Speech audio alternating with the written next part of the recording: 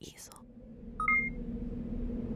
As a growth marketer, you want to think about your understanding of your customer base as gold. The more that you know about their mindset and their habits is so useful to you. So in this module, we're going to look at two ways to think about collecting customer data.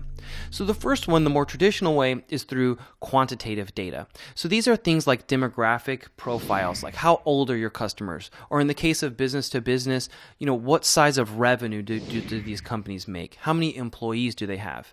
But probably more useful for growth hackers is qualitative data, because it's especially useful for identifying who are going to be your early adopters and how are you going to appeal to them and get them to take action on your behalf.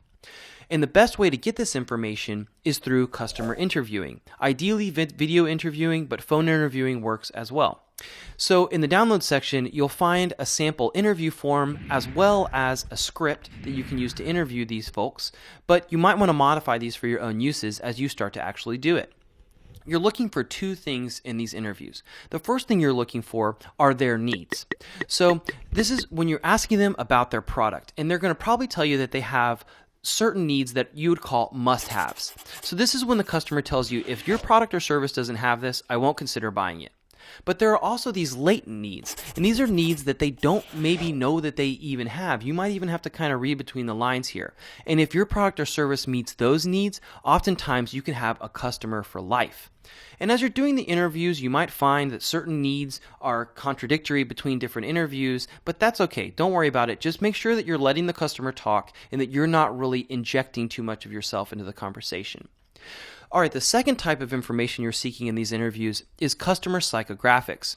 So one way that you can think of this is how Seth Godin does. You can think of this as what kind of tribe of person does this individual belong to? And the way that you think of tribes is like, what kind of stories are these people telling themselves, about their position in the world? What worries do they have about their career, about their personal life, and what goals do they have in terms of their career and personal life? This is going to help you design your messaging strategy, right? And then ultimately, when you have a few interviews, you should do at least 5 for each segment that you're going for. You want to then debrief and find patterns among those different interviews. You use these 5 interviews and maybe more to create personas of the target customers that you're targeting. And in the download section, you can see how Yahoo created the 5 different personas for their job part of their business. And maybe you can see how you would start to define the personas for your business. So in summary, qualitative research is especially useful for identifying tribes of early adopters and potential lead users, while quantitative research is more useful for spotting patterns among businesses and for designing larger scale media campaigns.